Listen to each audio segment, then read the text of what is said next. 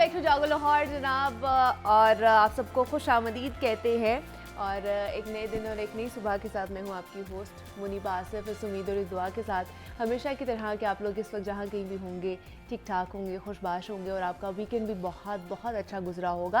और आज का दिन भी बड़ा अच्छा गुजरेगा और बल्कि ये वाला पूरा हफ्ता भी बड़ा अच्छा गुजरेगा।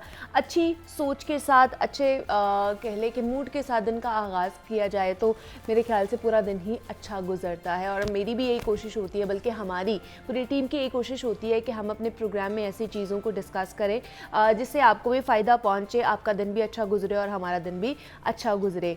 आज जिस बात के साथ मैं अपने प्रोग्राम का आगाज़ करूंगी वो हम सब की, मैं कहूँगी कि उसमें मैं भी इंक्लूड हूँ और 99% लोग जो है ना अब इसका शिकार होते जा रहे हैं और वो है ओवर थिंकिंग।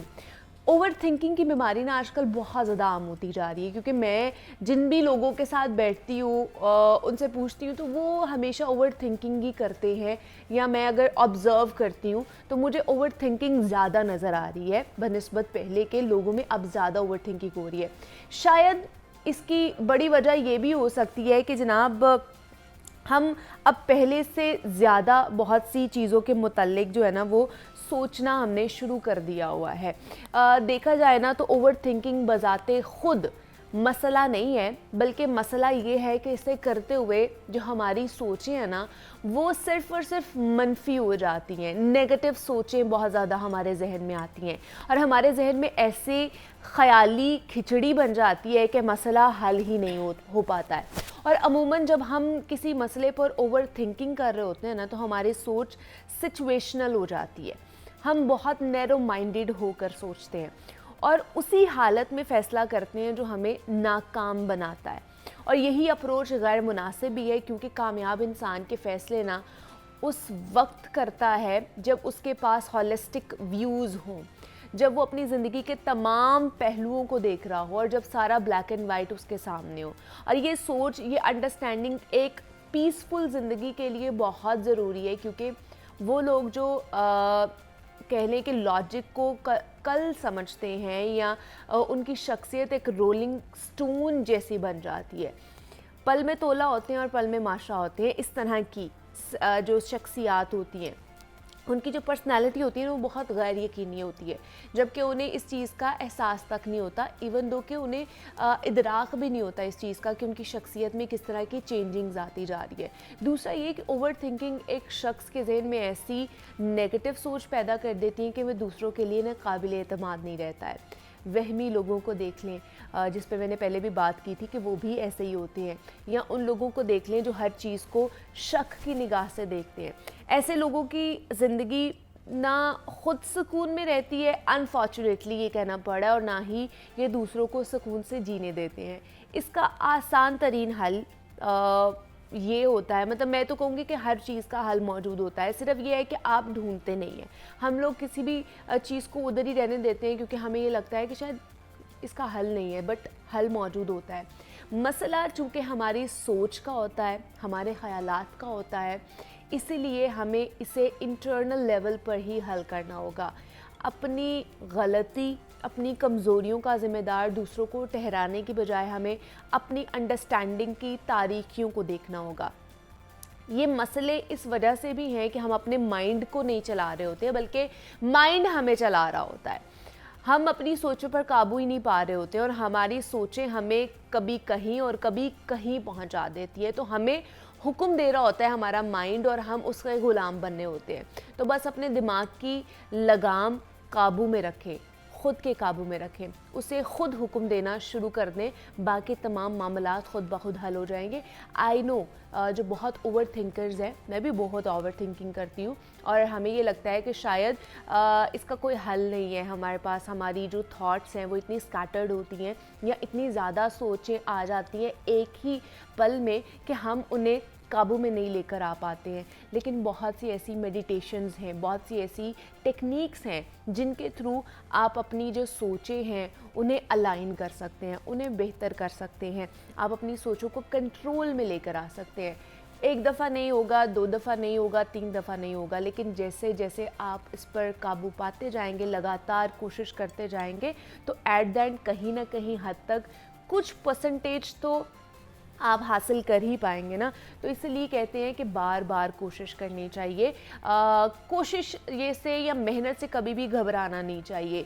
अगर आप मेहनत करते रहते हैं तो आपको उसका फल भी ज़रूर मिलता है। तो आपने भी अपनी मेंटल हेल्थ का ख़ास करके ख्याल रखना है। ओवर थिंकिंग आपको बहुत ज़्यादा ऐसी चीज़ों पर पहुंचा देती है, ऐसी चीज़ों तक ले जाती है जहाँ पर एंड पर आपकी मेंटल हेल्थ डिस्टर्ब होना शुरू हो जाती है। कुछ लोगों को ओवर थिंकिंग रास भी आती है, उनके लिए बड़ी बेनिफिशियल हो जाती है, इसलिए कि वो लोग ना इतना ज़्यादा उसके बारे में सोच लेते हैं, किसी सिचुएशन के बारे में एक्सट्रीमली सोच लेते हैं कि उनके पास कुछ ऑप्शंस ऐसे आ जाते हैं कि हम अगर ये नहीं होगा तो हम ये कर सकते हैं, ये नहीं होगा तो हम ये कर सकते हैं। और कुछ लोगों के लिए वो इतनी बुरी हो जाती है कि उनकी मेंटल हेल्थ डिस्टर्ब होना शुरू हो जाती है। और अगर आपकी मेंटल हेल्थ डिस्टर्ब होगी तो इसका मतलब है कि आपकी सारी ज़िंदगी डिस्टर्ब होने वाली है, कि आप फिज़िकली भी एक्टिव नहीं रहते हैं, इनएक्टिव हो जाते हैं, आपकी पर्सनल लाइफ डिस्टर्ब होती है, आपकी प्रोफेशनल लाइफ डिस्टर्ब होती है। तो इसका मतलब है कि आप ओवरऑल जो है ना उसकी वजह से मुतासर होना शुरू हो जाते हैं। तो इसलिए mental health is very important. इसको टैबू मत समझे, इसको ये मत समझे कि हम किसी को बताएंगे हम मेंटली डिस्टर्ब हैं, हम मेंटली स्ट्रेसफुल हैं तो कोई हमारा मजाक उड़ाएगा। अब वो दौर चला गया है, अब लोग समझते हैं, अब लोग आपकी मदद करने को आएंगे।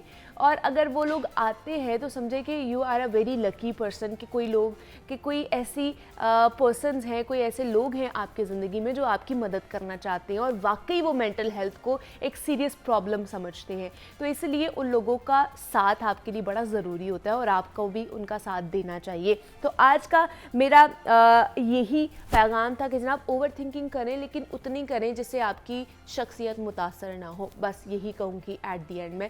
और अभी प्रोग्राम का आगाज़ करते हैं, कुछ महंगाई के हवाले से बात कर लेते हैं कि हफ्ते का पहला दिन है और कहाँ तक महंगाई का ग्राफ वो पहुँचा है। लास्ट वीक भी हमने बात की थी कि जनाब पिछले हफ्ते महंगाई की क्या सूरत हाल रही है, कौन कौन सी चीज़ें महंगी हुई हैं। बिजली में इजाफा किया गया था, बिजली की कीमतों में 7 रुपये इजाफा किया गया था, इसके साथ साथ पेट्रोल की कीमत में भी इजाफा किया गया था। तो या वो तो एक बात पुरानी हो चुकी है, क्योंकि अब 15 दिन बाद पता चलेगा कि पेट्रोल की कीमत में मज़ीद इजाफा होगा। जो ज़रूरत की अशिया हैं, जो रोज़ाना की बुनियाद पर हमने खानी पीनी होती है, जिसमें हमारी सब्जियां आ जाती हैं, हमारे फल आ जाते हैं, ब्रॉयलर आ जाते हैं, अंडे आ जाते हैं, उनकी कीमतें जो है रोज़ाना की बुनियाद पर बढ़ती ही जा रही हैं। तो उस पर बात कर लेते हैं कि आज की क्या सूरत हाल है महंगाई की। इस पर बात करने के लिए अब्दुल कादिर हमारे साथ टेलीफोन लाइन पर मौजूद है, उनकी तरफ चलते हैं। अब्दुल कादिर, बताइए महंगाई की क्या सूरत हाल है, पहला दिन है आज हफ्ते का। जी बिल्कुल, अमूमी तौर पर हफ्ते के पहले रोज जो है महंगाई की कदर में जो है या शरह में जो है वो मामूली इजाफा होता है, लेकिन आज सूरत हाल जो है वो मुख्तलिफ है, क्योंकि अब जो है वो लोग जो है वो हफ्तावार तातील के साथ जो है रमजान की खरीदारी हर रोज तकरीबन कर रहे हैं, जिसकी वजह से मार्केट में डिमांड एंड सप्लाई में बिगाड़ जो है बढ़ता जा रहा है। यही वजह है कि आज प्याज की कीमत में मजीद 30 रुपए का इजाफा हो चुका हुआ है, क्योंकि रोजों के दिनों में अमूमी तौर पर देखने में मिला है कि प्याज, आलू, टमाटर की जो है वो खपत बढ़ जाती है, और यही वजह है कि अब कीमतें भी जो है वो बढ़ने लगी, और कीमतों को कंट्रोल करने के लिए इंतजामिया जो है वो मुतहर्रिक दिखाई नहीं दे रही है। 30 रुपए इजाफे के बाद प्याज सरकारी रेट में 220 रुपए मुकर्रर किया गया, और ये कीमत जो है दर्जावल के प्याज की है, और मार्केट में दर्जावल का प्याज जो है वो 260 तक फरोख्त किया जा रहा है, जबकि मिक्स दर्जे का या दरामदी प्याज जो है वो 220 से 230 रुपए प्रति किलो तक फरोख्त किया जा रहा है। इसका टमाटर 140 रुपए प्रति किलो तक फरोख्त किया जा रहा है, लहसुन 680 रुपए प्रति किलो तक, और अदरक 620 रुपए प्रति किलो तक फरोख्त किया जा रहा है। आलू की कीमत में गुज़िश्ता 3 रोज से मुसलसल इजाफा देखने को मिल रहा है। जिस तरह प्याज जो है वो 3 रोज से रोजाना की बुनियाद पर महंगा हो रहा है, इसी तरह आलू की कीमत में भी आज 2 रुपए का इजाफा किया गया, और 80 रुपए सरकारी रेट में कीमत मुकर्रर की गई, और मार्केट में ये आलू जो है 100 से 120 रुपए प्रति किलो तक फरोख्त किया जा रहा है। और शहरियों का ये कहना है कि बुनियादी या रोजमर्रा इस्तेमाल की जो सब्जियां हैं उनकी कीमतें कंट्रोल ना होना जो है वो तशवीशनाक है, क्योंकि रमजान उल मुबारक में ये कीमतें मजीद बढ़ने का खदशा है, और हुकूमत की जानिब से इस बार रमजान उल मुबारक के सिलसिले में जो रमजान बाजार है वो भी ना लगाने का इंडिया लिया है, जिसकी वजह से अब लोगों को ओपन मार्केट से ही अपनी खरीदारी करनी पड़ रही है, और ओपन मार्केट में खरीदारी करने की वजह से कीमतों में भी तेजी जो है वो देखने को मिल रही है। मौसमी सब्जियां जो है वो भी सरकारी नजरनामों के बरक्स महंगे दामों फरोख्त की जा रही है। मेथी 60 रुपए फी किलो तक फरोख्त की जा रही है। बैगन 120 रुपए फी किलो तक, करेले 480 से 500 रुपए फी किलो तक फरोख्त किए जा रहे हैं। पालक 40 रुपए फी किलो तक, इसी तरह फूल गोभी 100 रुपए फी किलो तक फरोख्त की जा रही है। कोई भी सब्जी जो है वो अब 100 रुपए फी किलो से सस्ती मार्केट में फरोख्त नहीं हो रही है, क्योंकि अरबी जो है वो 200 रुपए तक और मटर जो है 110 रुपए फी किलो तक फरोख्त किए जा रहे हैं। रमजान मुबारक में फलों की कंजप्शन या इस्तेमाल जो है वो भी बढ़ जाता है। अपनी तौर पे फ्रूट चाट जो है वो अफ्तार दस्तरखान की जीनत बनता है, तो मार्केट में जो फल है वो भी शहरियों की कुव्वत खरीद से बाहर है। सेब काला कोल्हू 400 रुपए फी किलो तक, तो बैग सेब जो है वो 250 से 300 रुपए फी किलो तक फरोख्त किया जा रहा है। जबकि मिक्स दर्जे का जो सेब है वो भी जो 200 से 250 रुपए फी किलो तक फरोख्त किया जा रहा है। केला दर्जा अव्वल जो है वो 200 से 250 रुपए फी दर्जन तक, जबकि दर्जा दोम का केला जो है 140। अच्छा अब्दुल कादिर, रमज़ान पैकेज के हवाले से बताइएगा, क्योंकि सिर्फ एक हफ़्ता ही रह चुका है। अगले हफ्ते आज ही के दिन मेरे ख्याल से पहला रोज़ा होगा, अगर तवक्को तो यही की जा रही है। तो मुझे बताइएगा, रमज़ान पैकेज का ऐलान किया गया है पंजाब हुकूमत की तरफ से, उसके हवाले से कोई अपडेट्स आई हैं आपके पास? हाँ जी बिल्कुल, अभी तक जो अपडेट जराये के मुताबिक आई हैं, क्योंकि रमज़ान पैकेजेस की जो तैयारी है वो भी शुरू कर दी गई है। उसमें बुनियादी अशिया जो है वो फराहम की जाएंगी, जिसमें बेसन शामिल होगा, चीनी, घी और आटा जो है वो शामिल होगा, और साथ सफ़ेद चने और चनों की दाल जो है वो भी दी जाएगी। लेकिन जो सब्जियां हैं वो तो शहरियों को जो है खुद से खरीदारी करनी पड़ेगी, क्योंकि ये पेरिशेबल आइटम्स हैं और इनका स्टोर करना और इनको जखीरा करना जो है वो मुमकिन नहीं है। और यही वजह है कि शहरी जो है अभी तक रमज़ान पैकेज के हवाले से, जो कि गरीब शहरी या मजदूर तबका जो है, जो जिनको उम्मीद है कि उनके घरों के दहलीज तक जो है पंजाब हुकूमत ये रमज़ान पैकेज, रमज़ान निगहबान जो पैकेज है वो फराहम करेगी। उन्हें उम्मीद है कि उसमें जो है खातिर ख्वाह रोज़मर्रा इस्तेमाल जो है वो इन्हें फराहम की जाएंगी। लेकिन अभी तक जो है वो रमज़ान पैकेज की मुकम्मल तफसीलात जो है वो सामने नहीं आ सकी कि उसमें कौन सी चीज़ कितनी क्वांटिटी में फराहम की जाएगी, और क्या वो पैकेज जो है वो सिर्फ एक बार ही फराहम किया जाएगा या 10 दिन या 15 दिन के बाद मज़ीद फराहम किया जाएगा। ताहाल इस तरह की कोई जो है वो तफसीलात मुकम्मल तौर पर सामने नहीं आई हैं। लेकिन जो मुतवसत तबका और जो आम शहरी हैं, जो कि इस रमज़ान पैकेज के जो क्राइटेरिया उसमें फॉल नहीं कर रहा है, वो सबसे ज्यादा तशवीश में जो है पाया जाता है, क्योंकि अभी भी उसे आटा जो है वो खुद से खरीदना पड़ेगा। और इस वक्त मार्केट में 10 किलो का आटे का थैला जो है वो 1400 से 1450 रुपए तक फरोख्त किया जा रहा है। इस तरह चीनी जो है 150 से 160 रुपए किलो तक पहुंच चुकी हुई है, जबकि दीगर दालें और मतलब एज सच अभी तक कोई क्राइटेरिया हमारे सामने नहीं आया है कि रमज़ान पैकेज किन लोगों को दिया जाएगा, कौन कौन से लोग इसके लिए एलिजिबल होंगे या इसमें फॉल करेंगे, उसमें अभी तक हमें अपडेट्स नहीं आई हैं। ये हफ़्ता रह चुका है, ये आखिरी हफ़्ता है रमज़ान शुरू होने में, तो अभी आज या कल में मेरे ख्याल से इस हवाले से भी अपडेट्स आ जाएंगे। लेकिन अभी के लिए अब्दुल कादिर हमारे साथ मौजूद थे, महंगाई के हवाले से अपडेट कर रहे थे। अब्दुल कादिर, आपका बेहद शुक्रिया।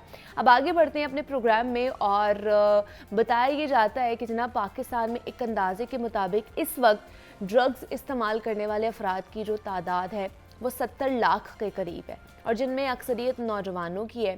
पहल नौजवान देखा देखी या बतौर फैशन सिगरेट पीना स्टार्ट करते हैं, उसके बाद ये बात नस्वार पे या चर्च पर आ जाती है, और यहीं से उनका तबाही का जीना शुरू होता है। और बदकिस्मती से कहना पड़ता है कि पाकिस्तान में मनशियात के बाइस होने वाली जो सालाना अमवात है उनकी तादाद 700 से तजावुज़ कर चुकी है, और शीशा पीना अब तो फैशन बन चुका है।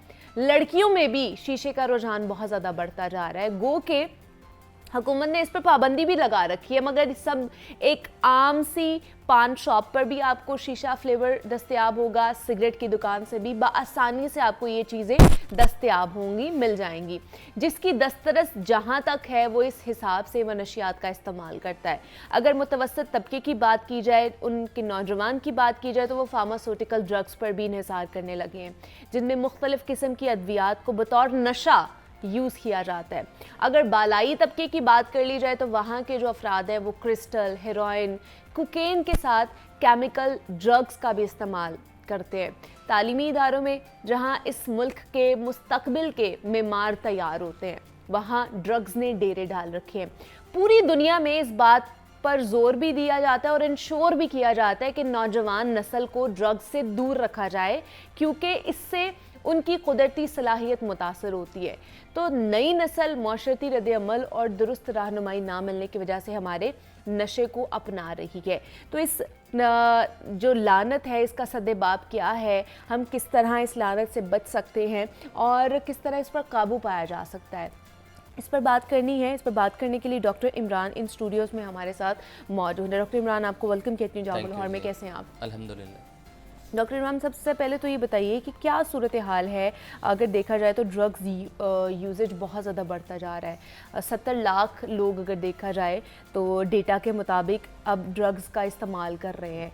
तो इस लोग एज अ फैशन इसको यूज़ करते हैं, ऑप्ट करते हैं और उसके बाद इसकी आदत हो जाती है। ये क्या वजह है कि इसकी प्रिवलेंस बहुत ज़्यादा बढ़ती जा रही है हमारी सोसाइटी में? जी, ड्रग्स जो है बेसिकली ये एक साइकोलॉजिकल डिजीज़ है। अच्छा। दिमाग की बीमारी है। और मोस्टली जो हमारे यंगस्टर्स हैं वो आप वाली जो बात थी कि देखा दिखाई जो है ना, या फैशन के तौर पे इसको लेते हैं। अब इस बात का किसी को भी आइडिया नहीं होता कि बायोलॉजिकली अल्लाह ताला की तरफ से किसी भी शख्स के अंदर इसकी पोटेंशियल मौजूद है। अच्छा। जिस फ़र्द के अंदर इसकी पोटेंशियल मौजूद होती है वो इसको कंट्रोल नहीं कर सकता। यानी कि लिया तो उसने फैशन के तौर पे है या दिखावे के लिए, लेकिन ड्रग्स कुछ टाइम के बाद उसका जो ब्रेन है उसको वो अपने कंट्रोल में कर लेती है। जैसे ड्रग्स उसको अपने ब्रेन्स के अंदर कंट्रोल करती है तो फिर वो उसको अपने दलदल से निकलने नहीं देती, अपने अकॉर्डिंग लेके चली जाती है। जिसमें आपने देखा है कि एवरीडे लाहौर के अंदर बहुत से लोगों की ड्रग्स की वजह से ओवरडोज होने की वजह से डेथ होती है। बिल्कुल, फुटपाथ पे उनकी लाशें पड़ी हुई होती हैं। लाशें पड़ी होती हैं, एग्जैक्टली। तो इसका क्या सद्देबाब हम कर सकते हैं, बिकॉज इसकी प्रेवलेंस इतनी ज़्यादा, क्या आपको लगता है कि इसका एक्सेस बहुत इजी हो चुका है हमारी सोसाइटी में कि आप जहाँ पर भी रहते हैं आपको इजीली अवेलेबल होती हैं ये सारी चीज़ें, उसकी वजह से ये बढ़ती जा रही है? एग्जैक्टली पाकिस्तान के अंदर तो इसकी जो एक्सेस है ना वो बहुत इजी है। आप जैसे उबर या करीम को कॉल करते हैं ना, इसी तरह से आपको घर के अंदर आके वो प्रोवाइड कर सकते हैं। अच्छा। जो ड्रग डीलर्स हैं जिनसे आपने ड्रग्स मंगवानी है, तो इसको जो कंट्रोल कर सकते हैं वो तो फोर्सेस का काम है। आप या हम लोग जो बैठ के अवेयरनेस क्रिएट कर सकते हैं कि ये किस लेवल पे, इसको फैटल डिजीज कहते हैं, यानी कि जानलेवा है ये। इसकी कोई भी ड्रग्स किसी भी फर्द की आखिरी ड्रग्स हो सकती है, तो ये इट्स द मोस्ट डेंजरस, ये बहुत ज़्यादा डेंजरस चीज़ है। लेकिन क्या इस पर काबू पाया जा सकता है, आपको क्या लगता है? एग्जैक्टली अगर कोई ऐसी चीज़ नहीं है कि जिसके काबू पाया ना जा सके, कोई भी नेगेटिव चीज़ हो, उसके लिए पाकिस्तान लेवल पे जो हमारी फोर्सेस हैं उनको काम करना होगा, नेशनल लेवल पे, इंटरनेशनल लेवल पे, फिर ही कर सकते हैं। बाकी किसी और के बस की बात नहीं है। अब ड्रग्स में भी तो डिफरेंट चीज़ें आ चुकी हैं ना। जैसे मैंने बात की कि कुछ लोग हैं वो फार्मास्यूटिकल ड्रग्स के ऊपर इन्हिसार करते हैं, कुछ इससे और जो बाकी तबके के लोग हैं वो कोकेन पी रहे हैं, वो इसके अलावा आइस भी पी रहे हैं, डिफरेंट जो किस्म की नशे हैं वो कर रहे हैं। तो किस तरह इसको एक तो डिफ्रेंशिएट करेंगे कि दोनों का इफ़ेक्ट एक ही है, कॉम्प्लिकेशंस एक ही आपको लगता है डॉक्टर इमरान, या डिफरेंट हैं सबकी? नहीं, सबकी जो ड्रग ऑफ चॉइस होती है ना वो डिफरेंट होती है। अच्छा। बहुत से लोग जो है ना शुरू में जो ड्रग्स की तरफ जाते हैं वो सिगरेट से शुरू करते हैं। जैसा कि मैंने आपको बताया कि फर्स्ट स्टेप जो है वो सिगरेट है। और जिस बंदे के अंदर पोटेंशियल है वो सिगरेट को कंट्रोल नहीं कर सकता, with the passage of time वो आहिस्ता आहिस्ता आगे बढ़ता जाता है और फिर उसकी बॉडी के अंदर जो ड्रग ऑफ चॉइस होती है वो उसके मुताबिक जाता है। अगर किसी की ड्रग ऑफ चॉइस है तो वो आइस पे जाएगा, वो अल्कोहल पे कभी भी नहीं जाएगा। जिसकी बॉडी के अंदर अल्कोहलिज्म का पोटेंशियल है वो अल्कोहल तक ही रहेगा। या जिसकी बॉडी के अंदर किसी कोकेन, किसी और मल्टीपल ड्रग्स हैं उसकी पोटेंशियल है तो वो उस ड्रग्स तक महदूद रहेगा, उससे आगे नहीं वो बढ़ सकता। तो ये अल्लाह ताला की तरफ से इंसान की बॉडी के अंदर उसके पोटेंशियल रखी होती है। जिस फ़र्द की फिर जो ड्रग ऑफ चॉइस होती है वो उस तक ही महदूद रहता है, उस तक ही महदूद रहता है। लेकिन क्या जो अफराद नशे का शिकार हो चुके हैं उन्हें हम नॉर्मल बना सकते हैं, नॉर्मल बैक टू लाइफ उन्हें लेकर आ सकते हैं कि नहीं लेकर आ सकते? बिल्कुल लेके आ सकते हैं। जैसे मैंने आपको बताया ना कि ये एक डिज़ीज़ है और साइकोलॉजिकल डिज़ीज़ है, दिमाग की एक बीमारी है। उसके लिए प्रोफेशनल्स मौजूद हैं, रिहेबिलिटेशन सेंटर्स मौजूद हैं।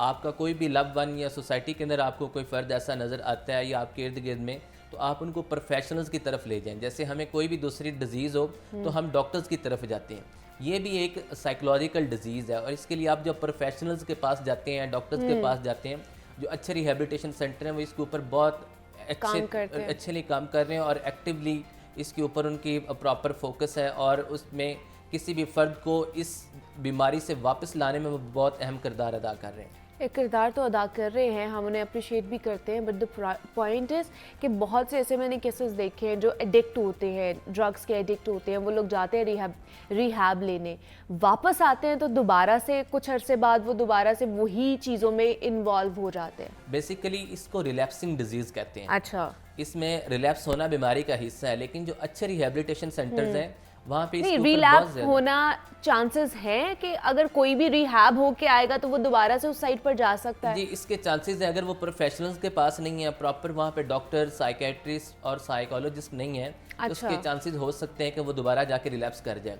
और इसमें सिर्फ उस फर्द का रोल नहीं होता, उसके साथ साथ उसके जो पेरेंट्स हैं, फैमिली काउंसलिंग बहुत ज़रूरी होती है कि उसको दोबारा जाके उस माहौल के अंदर एडजस्ट कैसे करना है, आपने उसके साथ अपना एटीट्यूड किस तरह का रखना है, उसके बिहेवियर्स में आपने उसको किस तरह से डील करना है। बहुत से केसेस मैंने ऐसे देखे हैं, बहुत से ऐसे एडिक्ट्स मैंने देखे हैं जो रिहैब के लिए जाते हैं, रिहैबिलिटेशन के लिए जाते हैं, वहाँ पर रहकर भी आते हैं, लेकिन जैसे ही वो वापस आते हैं, उस इन्वायरमेंट से वापस आते हैं, कुछ ईयर से बाद वो दोबारा से उन ड्रग्स का इस्तेमाल करना शुरू कर देते हैं। तो इसकी क्या वजह है, रिलैप क्यों हो जाता है, इसके चांसेस इतने ज़्यादा क्यों हैं, इन्वायरमेंट हमारा कितना मुतासर करता है इस चीज़ को, इस पर भी बात करते हैं। तो डॉक्टर इमरान, जिस तरह हम इन्वायरमेंट के बारे में बात कर रहे थे कि इन्वायरमेंट बड़ा मैटर करता है कि आपका दोबारा से अगर आपकी वही कंपनी है जिस पे आके आपने बैठना है और वो दोबारा से आप ड्रग्स यूज़ कर रहे हो तो कोई फ़ायदा नहीं है। लेकिन ऐसा क्या ट्रीटमेंट होता है रिहैबिलिटेशन सेंटर्स में कि उस टाइम तक तो वो लोग ड्रग्स का शिकार नहीं होते हैं, या ड्रग्स से बिल्कुल ही जो है उनका ताल्लुक़ ख़त्म हो जाता है, लेकिन जैसे ही वापस आते हैं तो वो दोबारा से ड्रग्स की तरफ चले जाते हैं? जी, इसमें जैसा कि हमारा इदारा फोकस लाइफ रिहैब जो है ये बहुत कॉम्प्रिहेंसिव ट्रीटमेंट प्रोवाइड कर रहे हैं, जो कि biologically, psychologically, socially and spiritually उनको डील किया जाता है वहाँ अच्छा। पे। यानी कि जिसमें psychiatrist, addiction psychiatrist, doctors, clinical psychologist का पैनल है। ऐसा नहीं है कि फोकस लाइफ रिहैब के अंदर जितने भी अच्छे रिहेबिलिटेशन सेंटर्स हैं वहाँ पे अच्छी टीम जो है वो काम कर रही है। अच्छा। जहाँ अच्छे लोगों का पैनल काम कर रहा है वहाँ पे दोबारा रिलैप्स होने के जो चांसेस हैं बहुत कम रह जाते हैं। ओके। और दोबारा जब उस सोसाइटी में लेके जाती है ना, इसको एडिक्शन की दुनिया में कहते हैं according to the principle of NLP, same strategies same result and different strategies different result. जैसे जिस फर्द का ट्रीटमेंट हो रहा होता है उसके साथ साथ जो अच्छे रिहेबिलिटेशन सेंटर्स हैं वो पेरेंट्स को भी आगाही फराम कर रहे होते हैं, उनके भी ट्रेनिंग सेशंस कर रहे होते हैं कि आपने अब आफ्टर ट्रीटमेंट आपने दोबारा इस बच्चे को डील किस तरह से करना है, उस दूसरे इन्वायरमेंट से किस तरह से बचाना है, इसको किसी भी तरह का कोई साइकोलॉजिकल स्ट्रेस, डिप्रेशन आता है उसमें आप लोगों ने दोबारा से एक फॉलोअप कंसेप्ट दिया जाता है उनको कि आपने उनको प्रॉपर फॉलोअप पे लेके आना है। ओके। तो जो अच्छे रिहेबिलिटेशन सेंटर हैं, जब फॉलोअप प्रोसेस आप कंप्लीट करते हैं तो किसी भी शख्स को आप दोबारा कामयाब होने में रोक नहीं सकते। वो इवन के किसी भी तरह का कोई ड्रग्स नहीं लेता, सिगरेट भी छोड़ देता और एक अच्छी और शानदार लाइफ की तरफ गामजन रहता है। लेकिन ये टाइम पीरियड कितना होता है रिहैबिलिटेशन का, उधर कितने पेशेंट जो हैं वो कितनी देर वहाँ पर ठहर सकते हैं? 100 से 120 डेज का ये ट्रीटमेंट प्लान होता है, यानी कि 3 से 4 माह इस ट्रीटमेंट को लगते हैं। अगर देखा जाए तो पीछे ये सालों साल का बिगाड़ होता है। जब भी कोई फर्द ड्रग्स की तरफ जाता है तो पहले जो 7-8 माह या 10 माह होते हैं वो पेरेंट्स को पता ही नहीं चलने देते इस बीमारी के अंदर। जब पेरेंट्स को पता चलता है तो वो लोग भी फौरी तौर पे प्रोफेशनल्स की तरफ नहीं जाते हैं। अच्छा। वेट करते हैं, समझाते हैं, बैठ के बातचीत करते हैं, जायज़ नाजायज़ ख्वाहिशात भी पूरी करते हैं सम टाइम, लेकिन रिजल्ट नहीं ले सकते। जब उनको लगता है कि अब पानी सर से गुजर चुका है उसके बाद वो फिर किसी प्रोफेशनल हेल्प की तरफ जाते हैं। एक्चुअल में हमारे यहाँ ना बहुत नेगेटिव मिथ बन चुकी है रिहैबिलिटेशन सेंटर के बारे में भी। इसके ऊपर मैं बात करना ज़रूरी समझता हूँ, क्योंकि बहुत से लोग कहते हैं कि वहाँ पे ऐसे अद्वियात खिलाई जाती हैं कि उस टाइम तो वो काम कर जाती है, लेकिन जैसे ही आप बाहर आते हैं तो वो अद्वियात नहीं होती हैं, वो इस तरह की इंजेक्शंस नहीं लगाए जाते हैं, तो दोबारा से आप अपनी उसी दुनिया में आ जाते हैं और ड्रग्स का यूजेज बढ़ जाता है। नहीं, ऐसा नहीं है। इसमें जो पंजाब हेल्थ केयर कमीशन है ना, उन्होंने बहुत ज़्यादा इसके ऊपर सख्ती है। जो रजिस्टर्ड इदारे हैं पंजाब हेल्थ केयर कमीशन से, उनकी जो प्रोफेशनल्स टीम आती हैं जिसमें डॉक्टर्स आते हैं वो आके चेक करते हैं 1-to-1 पेशेंट्स की पूरी फाइल। तो अच्छे रिहैब सेंटर्स के अंदर इस तरह की जो एक्सरसाइज है वो नहीं करवाई जाती। ये एक मिथ है जो कि किसी भी ऑर्गेनाइजेशन के बारे में या किसी भी ब्रांड के लिए या किसी भी चीज़ के लिए, मतलब एक नेचुरल प्रोसेस होता है, लेकिन किस तरह उनको छुड़वाई जाती है वो ड्रग्स? जैसे ही पेशेंट हमारे पास फोकस लाइफ रिहैब में एंटर होता है तो फर्स्ट पे हम उसके जितने भी लैब टेस्ट होते हैं वो करवाते हैं कि उसको अल्लाह ना करे कोई फिजिकली डिजीज तो वर्क नहीं करती। ठीक है। जैसे ही उसके वो टेस्ट आ जाते हैं उसके बाद जो ट्रीटमेंट है उसको प्लान किया जाता है। फिर उनको डिटॉक्सिफिकेशन प्रोसेस होता है जिसमें पेशेंट्स पेन जो है ना उसको शुरू हो जाती है, विड्रॉल सिम्टम्स आते हैं। अच्छा। उसके लिए फिर साइकेट्रिस्ट और डॉक्टर्स जो हैं वो मेडिकेशंस का मरला जो है वो शुरू कर देते हैं। ट्रीटमेंट का प्रोसेस जो है वो शुरू होता है फर्स्ट डे से। अच्छा, ठीक है। 30 से 45 डेज जो होता है ये डिटॉक्सिफिकेशन प्रोसेस होता है। डिटॉक्सिफिकेशन प्रोसेस में मेडिकेशन दी जाती हैं, फिर साथ साइको एजुकेट भी किया जाता है, 1-to-1 काउंसलिंग होती है, ग्रुप सेशंस होते हैं, जिम और एक्सरसाइज करवाई जाती हैं उनको। एक जो अच्छा रिहेबिलिटेशन सेंटर है वो घर जैसा प्रोवाइड उसको फराहम करता है। ठीक है, एनवायरनमेंट जो है ना वो देता है। एनवायरनमेंट बहुत पीसफुल होता है वहाँ पे, और उसमें पेशेंट एक्चुअल में इस बीमारी में मरीज ये समझता है कि मैं ड्रग्स लेते हुए तो जिंदगी में सरवाइव कर सकता हूँ, ड्रग्स के बगैर मैं जिंदगी में सरवाइव नहीं कर सकता।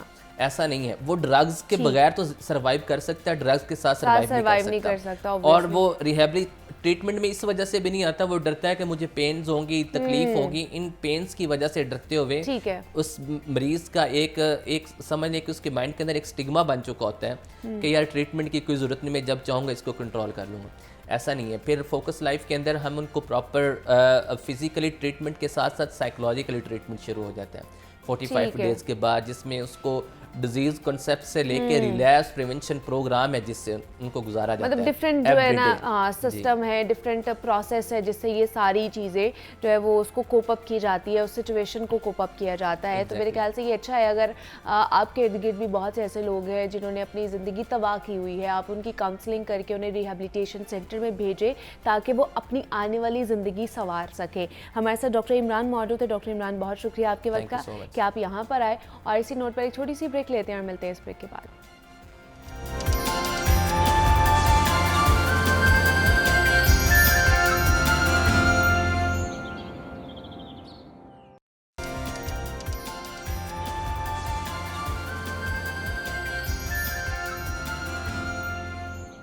वेलकम बैक टू जागो लाहौर। जनाब, अब कुछ बात कर ली जाए लाहौर के हवाले से। और मरीम नवाज़ ने वज़ीर आला बनते ही रमज़ान पैकेज का ऐलान किया था और इसी के तनाजुर में नहगेबान रमज़ान प्रोग्राम को तरतीब देकर मुस्तहकीन तक राशन उनकी दहलीज पर पहुंचाया जाएगा। और ये बड़ी अच्छी बात भी है, लेकिन इसका तरीक़ाकार क्या होगा और कौन इससे मुस्तफ़ीद हो सकेगा? क्या इसके साथ साथ शहर को साफ़ रखने की भी बात हो रही है? इस पर भी थोड़ी सी बात करेंगे। लेकिन सबसे पहले जो इम्पॉर्टेंट चीज़ वो यही है कि जनाब रमज़ान पैकेज जिसका ऐलान किया गया है वज़ीर आला पंजाब की तरफ से, उसका क्या क्राइटेरिया होगा, किस किस को ये रमज़ान पैकेज मिलेगा? क्योंकि हम जैसे लोग जो पहले इस्तिफ़ादा हासिल करते थे कि रमज़ान बाज़ार लगाए जाते थे मुख्तलिफ़ जगहों पर, लाहौर की मुख्तलिफ़ जगहों पर लगाए जाते थे जहाँ पर हम जैसे लोग भी जाके ख़रीदारी कर लेते थे। लेकिन अब क्या क्राइटेरिया इसके लिए रखा गया है, किस तरह वो दहलीज तक पहुंचाया जाएगा उन लोगों के? तो जो मुतवस्सित तबका है या जो सफ़ेद पोश तबका है उसका क्या बनेगा, उस पर भी बात कर लेते हैं। और रमज़ान पैकेज में मिलेगा क्या क्या, इस पर भी थोड़ी सी रोशनी डाल लेते हैं। हमारे साथ इमरान अकबर इन स्टूडियो में मौजूद हैं, नुमाइंदा लाहौर न्यूज़। इमरान, आपको वेलकम कहती हूँ जागो लाहौर में। कैसे हैं आप? जी अल्हम्दुलिल्लाह मैं ठीक हूँ। रमज़ान पैकेज, क्योंकि एक हफ़्ता रह गया है रमज़ान का, गालिबन अगले हफ्ते आज ही के दिन पहला रमज़ान भी इंशाल्लाह होगा। तो इमरान, क्या कहेंगे? रमज़ान पैकेज का ऐलान किया गया है और मरीम नवाज़ ने तो कहा है कि मुझे लोग लाइनों में लगे हुए पसंद नहीं है, तो दहलीज पर ही रमज़ान पैकेज जो है ना वो लोगों की पहुँचाया जाएगा। तो किस तरह इस इनिशिएटिव को देखते हैं आप? देखिए मरीबा, बहुत शुक्रिया आपका। चूँकि आपको हमेशा हमने कहा है कि हमने जो लोगों की आवाज़ है वो यहाँ पे आकर पहुँचानी होती है ताकि तमाम जो अरबाब इख्तियार है वो इसको सुन लें कि बड़ी अच्छी बात है। वज़ीर आला पंजाब ने असम्बली में अपनी पहली तकरीर में कहा कि मुझे लाइनें अच्छी नहीं लगती हैं और जो मुस्तहकीन है उन तक हम डोर स्टेप पर जो है नेगेबान पैकेज के ज़रिए रमज़ान पैकेज और ईदी के तौर पर हम ये फराहम करेंगे। और ये तमाम तर तैयारियाँ मुकम्मल की गई हैं। आज ये आजमाइशी तौर पर पहला जो है रमज़ान पैकेज का डोर स्टेप तक पहुँचाया जाएगा 1500 घरानों में, जिसमें फ़ी तहसील में 300 घराने आते हैं और जिनका बिसिप के ज़रिए डाटा लिया गया है बेनज़ीर इनकम सपोर्ट प्रोग्राम के तहत। अच्छा। तो वो जो डाटा है वो डाटे के ज़रिए लोगों के घरों तक ये तमाम जो राशन है वो पहुंचाया जाएगा, जिस और पर पहुंचाएगा कौन? ये तमाम असिस्टेंट कमिश्नर जो हैं अपने वर्कर्स के ज़रिए डोर स्टेप तक पहुंचाएंगे। ट्रांसपोर्टेशन का इस्तेमाल किया जाएगा। 10 किलो आटा है, 2 किलो दालें हैं, 2 किलो घी है, 2 किलो बेसन है। तो ये तमाम चीज़ें जो हैं उसमें रखी गई हैं और एक बाकायदा एक पैकेज बनाकर, एक बॉक्स बनाकर ये थैला नुमा जो है वो डोर स्टेप तक पहुंचाया जाएगा। अच्छा। अब ये तो तमाम चीज़ें पूरा महीना चलेंगी, यानी अच्छा, कि ये आज 4 से मार्च शुरू हो जाएगा है, ये? या 4 मार्च है तो ये 5 अप्रैल यानी कि ईद से 5 दिन कबल तक ये तमाम ये चलता चलेंगे। रहेगा। अच्छा, ठीक और है। उसके बाद फिर ईदी का स्टेप शुरू हो जाएगा। लेकिन कि इसमें पूरे उसमें कितने लोग हैं, टोटल कितनी तादाद है जिनको ये पैकेज दिया ये जाएगा? लाहौर के 4,58,218 हैं और लाहौर डिवीज़न यानी कि लाहौर, ननकाना, शेखपुरा, कसूर 10 लाख के करीब बनते हैं। अच्छा। और पूरे पाकिस्तान में 70 लाख के करीब पूरे पंजाब में 70 लाख में 70 लाख के करीब बनते हैं जो मुस्तकीन है, जिनके घरानों पर ये डोर स्टेप किया जाएगा।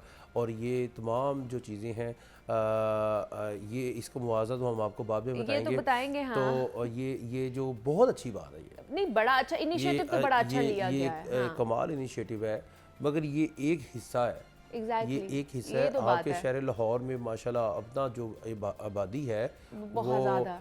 सेंसस के मुताबिक जो है वो 1 करोड़ 31 लाख के करीब पहुंच गई है। और उसमें 1 से करोड़ सिर्फ 70 लाख लोग हैं जिन तक ये पहुंचेगा। नहीं, ये लाहौर की बात करने लगा अच्छा, हूँ। लाहौर 1 करोड़ 71 लाख में से जो मुस्तकीन है बेनज़ीर इनकम सपोर्ट प्रोग्राम के तहत और एहसास कफालत प्रोग्राम के तहत, अच्छा। वो आपके बनते हैं 4,58,000। सिर्फ 4 लाख। ये तो मेरा ख्याल है 0 पॉइंट में आते हैं। ठीक ये है, तो बहुत कम है। अब जो लोग हैं जो सरकारी मुलाजमीन हैं जिनकी सैलरी जो है वो 60,000 70,000 से लेकिन नीचे क्या है। कोई ऐसा क्राइटेरिया भी रखा गया है कि सैलरी की बिना पर, या मतलब वो सिर्फ जिन लोगों का एलिजिबल है बेनजीर वाले और एहसास प्रोग्राम सिर्फ उनको ही दिया ये जा रहा है? बेवा, यतीम, मस्कीन तमाम लोग इसी में आ जाते हैं अच्छा। ना, जिनके कार्ड पहले से शुरू से चल रहे हैं 2010-11 से ना, तो उनका ही डाटा जो है प्रोसेस होता लेकिन जा रहा अभी है। भी बहुत से ऐसे लोग हैं ना, महंगाई इतनी ज्यादा है कि वो भी गुर्बत की लकीर से नीचे आ चुके हैं, देखें, उनका क्या बनेगा? उसी तरफ ही आ रहे हैं। देखें, बात यह है कि 1,20,000 भी किसी की सैलरी है, तो अगर आप किसी को रमज़ान में 25, 30, 35% सब्सिडाइज चीज़ें फराहम कर देते हैं तो कोई बड़ा एहसान नहीं करते, कोई बड़ी बात नहीं है। ये हर महज़ब माशरे में इसी तरह ही होता है। बाहर के मुल्कों में अगर बाहर के उनकी- मुल्कों में अगर रमजान उनका- आता है तो अगर वो लोग उनकी, या उनकी अपनी कोई फेस्टिविटी त्योहार आती है, आता है, त्यौहार आता है तो वो कम कर देते हैं, सेल लगा देते हैं। वो जो है सेल लगा देते हैं। इसके अलावा बहुत सारी चीज़ों पर, बहुत सारी आइटम्स पर जो है वो सब्सिडाइज कर देते हैं। तो मसला ये है कि पिछले साल तो 2023 में रमज़ान बाजार नहीं लगे, इस बात की तो चले समझ लगती है निगरान गवर्नमेंट कि थी, हम मान लेते हैं। नहीं, वो कहते थे पैसे नहीं, अभी हम नए आए हैं, साथ ही रमज़ान आ गया तो अभी हमें देखने दें, ये वो सारा कुछ था। हालात ठीक नहीं है। अच्छा, अब तो हालात भी ठीक हैं। अब इनके पास पैसे भी हैं कि नहीं है? पैसे तो बहुत ज़्यादा हैं तो इनके फिर पास। क्यों नहीं अब लगाए मैं इस आपको दफा? फिर बड़ी बात बता देंगे, क्या? लाहौर शहर में अगर 80 करोड़ रुपए की मद में रमज़ान बाजार लगते लगता है। थे, तो अब ये 2.5-3 अरब की ये जो निगहबान पैकेज है, ये सिर्फ लाहौर शहर के लिए तैयार हो रहा है। इससे भी ज़्यादा हो सकता है। देखिए, आप एक निजी स्टोर से पहले आप कॉन्ट्रैक्ट कर रहे हैं, और वो भी स्टोर जिसने सबसे ज्यादा दाम दिए थे। खबरें ये भी आ रही थी कि उस स्टोर से ये चीजें लेके जाई जा रही है जहां पर सबसे ज्यादा दाम दिए गए थे। वो आपको पता, फिर कीमतें जो सबसे ज्यादा जिसने लगाई है उसी स्टोर से चीजें उठा रहे आपको हैं। पता है वो ना इल्ज़ाम तराशियाँ और ये अच्छा। दावे, ये मैं आपको बिल्कुल सीधी बात बताने लगा हूँ अच्छा।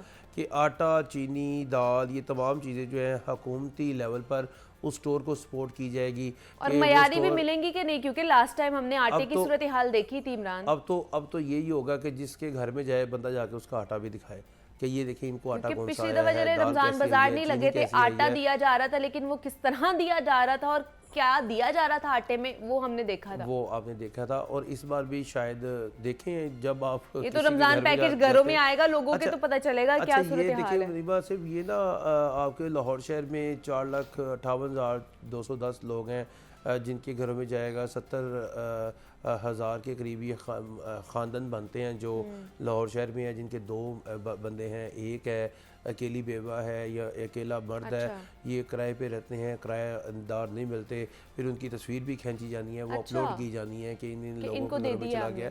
अब ये तो हो गए वो लोग जिनको आप देना, जिनको आप पहले भी महीना उनका चल रहा है और आप दे रहे हैं, बड़ी और अच्छी आप उन्हें बात दोबारा दे है। रहे और हैं। जो आम लोग हैं जिनकी सैलरी 35,000 है, 40,000 है, Exactly. 50,000 है, जो 60,000 बेचारे है, जाके रमजान बाजारों से मुस्तफीद होते थे, जो पोश सफेद लोग पोश है, जो किसी के और आगे हाथ नहीं फैला उनको सकते हैं। उनको छोड़ दिया है आपने दुकानदार के सर पे, और आप ये कहते हैं कि दुकानदार के लिए हमने मजिस्ट्रेट्स की पावर बढ़ा दी है। कुछ भी आप नहीं ये है, कहते दुकानदार हैं तो कि मनमानी हमने कीमतें ले दुकानदार रहे को हैं। नकेल डालनी है। कैसे डालेंगे आप नकेल?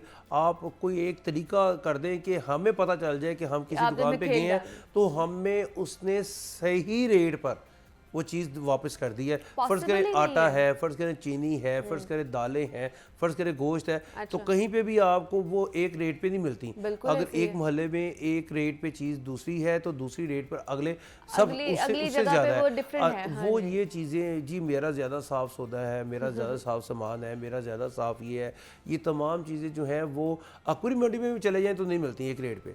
तो ये किस तरह से कोई किसी को कहीं पे भी सब्सिडाइज चीज़ें नहीं मिलने जा रही। मॉडल बाज़ार में कहा जा रहा है कि एग्रीकल्चर फेयर शॉप्स लगाई जाएंगी, अच्छा। जहाँ पे 25% रियायती नर्ख पर जो है वो लोगों को फराहम किया जाएगा। अब मॉडल बाज़ार लाहौर शहर में 10 हैं। अच्छा। अब 10 बाज़ार फ़र्ज़ करें एक मॉडल बाज़ार चाइना स्कीम में लगा हुआ है, हाँ। तो उससे जो सारिफ है वो रहता है उससे 10-15 किलोमीटर दूर, वो किस तरह उसके पास वो वहाँ जाएगा? जाएगा, उतना तो उसका किराया लग जाएगा। रमज़ान में लगाए जाते थे, चाहे वो मैं तो कहता हूँ 35 की बजाय 70 रमज़ान बाज़ार होने चाहिए।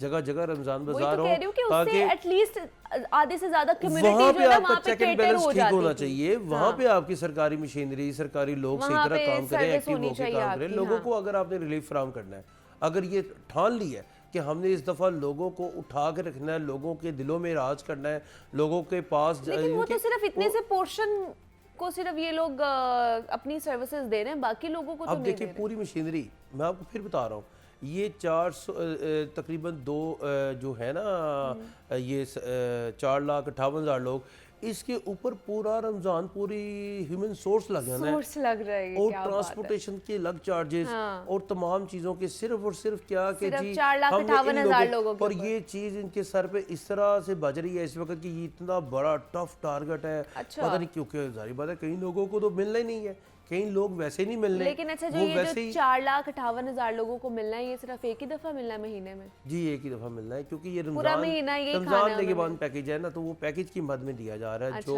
वज़ीर आला पंजाब मरियम नवाज़ ने जो ऐलान किया है उसकी मद में ये फ्राहम किया जाएगा।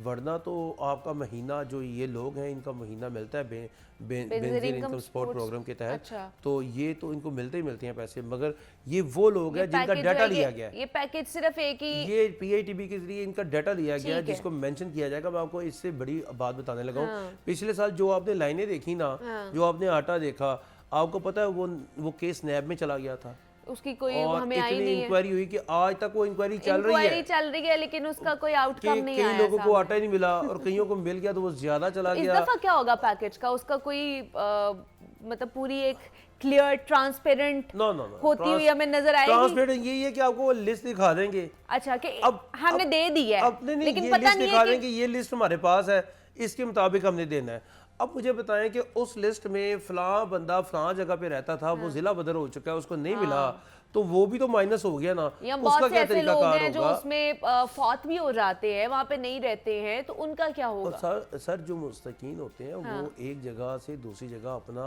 चेंज ठिकाना करते रहते हैं। चेंज करते हैं, आपके जो obviously। ID कार्ड पे जो एड्रेस होता है वो चेंज हो जाता है, वो तब्दील हो बिल्कुल, जाता है बिल्कुल। ऑटोमेटिकली। वो बंदा अच्छा अब आप उसको मोबाइल पे फ़ोन कर रहे हैं, वो बंदा आपको मिल रहा है, वो बंदा आपको कह रहा है कि मैं फलां जगह पे रह रहा हूँ, उसके पास आप अपना पटवारी भेजते हैं चेकिंग के लिए कि ये वही बंदा ही है या नहीं है। इतनी तेज़ी से डाटा और हमारे ख़ास तौर पर मुल्क में ये तमाम चीज़ें हो जाएं तो क्या ही बात है। क्या ही बात है। अब आप वज़ीर आला पंजाब की अपनी ही तकरीर में उन्होंने कहा कि हमारे पास कोई फिक्स डाटा है ही नहीं किसी चीज़ अच्छा। का। कि मैं अगर उनको कहती हूँ कि मुझे बताएं कि पूरे पंजाब में कितनी ट्रांसपोर्टेशन है, जो सरकारी है, जो प्राइवेट है, जो सड़कों पे है, बाइक के जरिए, मोटरसाइकिल, कार के जरिए, तो वो कहते हैं हमारे पास नहीं है। डाटा ही नहीं है। नहीं डाटा, वो सारे डाटे पे डाटा है गड़बड़ेशन है। लेकिन मुस्तनिद डाटा नहीं है। हाँ, तो उसके बाद वो कहती हैं कि हाँ, मैंने इनसे पूछा कि जी आपके पास कोई ऐसा डाटा है जिसमें हमें पता लग जाए पूरे पंजाब में कितनी ह्यूमन सोर्स है। कोई ऐसी चीज़ नहीं है, बस जो आ गया वो बस आज के दिन ही है, नहीं तो उसके ये बाद क्या हवा में तीर चला रहे हैं पता नहीं सारे? है क्या किस तरह के सिस्टम में चला रहे हैं, क्या किस तरह के सिस्टम को लेकर चल रहे हैं। आज तक हमें जो है जो मुस्नद डाटा है, जिसको हम सनदी डाटा कहते हैं, वो नहीं मिल सका। यदि कि कोई डाटा निकालते हैं तो 15 दिन बाद वो डाटा चेंज हो जाता है। हम कहते हैं ये डाटा ठीक है, ये वाला डाटा ठीक है, क्योंकि वो उन लोगों के हाथ में कंप्यूटर आ गया है जो पहले भी अपनी मर्जी कर रहे थे, अभी भी कंप्यूटर भी अपना राज बनाने की कोशिश करते हैं, ऐसे ऐसे तरीके निकालने की कोशिश करते हैं। खुद तो वो कंप्यूटर चलाना नहीं आता, लेकिन वो अपने जो लोग वज़ीर आला पंजाब का भी तो कोई कसूर नहीं है। उनको जो डेटा प्रोवाइड किया जाएगा, जो उनको इन्फॉर्मेशन देंगे, उन्होंने तो उसी के ऊपर काम करना है। इसी के ऊपर ही तो वो इस काम कर रही है कि मैं इसको किसी तरीके से मुस्नद डाटा जो है पूरे पंजाब का करवा दूं। मगर फिर वही बात आ जाती है कि आपके शहर लाहौर में जो एक रमज़ान की आमद मरहबा रमज़ान मतलब एक वो जो तैयारी होती थी, एक जश्न होता था, और लेकिन वैसा लाहौर अब शहर नजर में नहीं एक आ रहा। दफ़ा जो है वो मशीनरी, सरकारी मशीनरी एक्टिव हो जाती थी, वो अब पिछले साल तो नहीं हुई मगर इस साल होनी चाहिए थी, क्योंकि वज़ीर आला पंजाब मरियम नवाज़ ने अपनी तकरीर में आज भी अब निकालेंगे तो उन्होंने कहा था कि रमज़ान बाज़ार लगाए जाएंगे। फिर हमने बाद में कंफर्म किया क्यों नहीं वैसे लगाए गए, फिर हमने बाद में कंफर्म किया कि ये बाज़ार वहाँ पे लगाए जाएंगे जहाँ पर मॉडल बाज़ार नहीं है। अच्छा। और उतने बाज़ार लगाए जाएंगे सिर्फ एग्रीकल्चर फेयर प्राइस शॉप्स की सूरत में। अच्छा। कि आपको सब्जियाँ फल जो है वो 25% रियायती नर्ख पर फ्राहम किया जाएगा आम आदमी को। अब फिर वही बात आ जाती है कि ये तमाम चीज़ें तो चल रही हैं, मगर शहर लाहौर में आज से आजमाइशी पैकेज शुरू किया जा रहा है, तो वो उस आजमाइशी पैकेज में जो रिहर्सल जिसे कहते हैं वो 2 दिन की जाएगी कि किस तरीके से लोगों के घरों तक पहुँचे, कितनी शय खुदनोश पहुँचाई गई, किस तरह से लोगों का आगे से आपका रवैया था, उनका फीडबैक कैसे आया, इन्होंने कैसे पहुँचाया और किस तरीके से ये लेकर पहुँचे, ट्रांसपोर्टेशन के जाने का तरीका। देखिए एक घर में ये जा रहे हैं, 300 बंदा है फी तहसील में, एक घर में जा रहे हैं तो पता लगे कि उसी घर के साथ एक और मुस्तक रह रहा है, तो एक घर को तो देंगे तो दूसरे घर वाला शोर डालना शुरू कर देगा, जी आप इसको देके जा रहे हैं, मुझे क्यों नहीं दिया। हालांकि वो डाटा में उनका नाम ही नहीं है, वो बारी आएगी, टर्न बाय टर्न आएगी, वो जारी बात है, वो एक और वो फिर दोबारा से उधर आना पड़ेगा।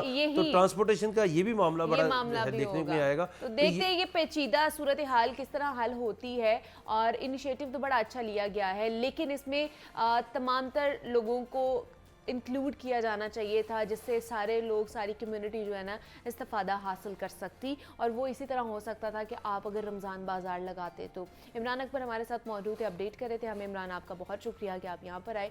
और इधर एक छोटी सी ब्रेक लेते हैं, मिलते हैं इस ब्रेक के बाद।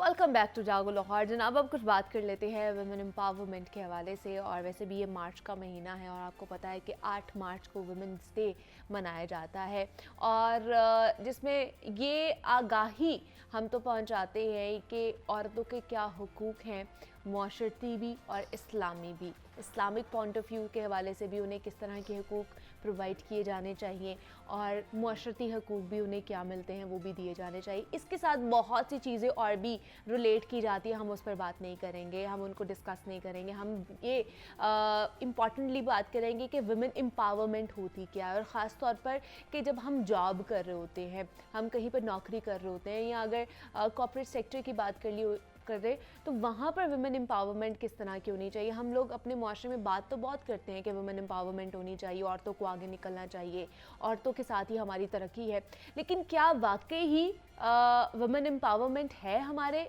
मुआशरे में, हमारी ऑर्गेनाइजेशंस में? वहाँ पर औरतों के साथ किस तरह का सलूक किया जाता है, उन्हें किस तरह ट्रीट किया जाता है? बहुत सारी चीज़ें हम देखते हैं कि मामलात होते हैं नौकरी पेशा ख़वातीन के साथ भी, उन्हें बहुत डिस्क्रिमिनेट किया जाता है मुख्तलिफ़ चीज़ों के हवाले से। ऑफिस में उन्हें चैलेंज दिया जाता है कि जनाब आप ख़वातीन हैं, आपसे तो ये ख़ास तौर पर काम नहीं होते हैं, आप ये नहीं कर सकती, आप फ़लाँ चीज़ें नहीं कर सकती। तो इसको किस तरह कम किया जा सकता है, ओवरकम किस तरह किया जा सकता है, और किस तरह मज़ीद औरतों के हवाले से काम किया जा सकता है, इस पर बात करते हैं। एम फवाद साहब हमारे साथ मौजूद हैं, कॉर्पोरेट ट्रेनर हैं। फवाद साहब आपको वेलकम कहती हूँ जागो लाहौर में, कैसे हैं आप? Thank you so very much.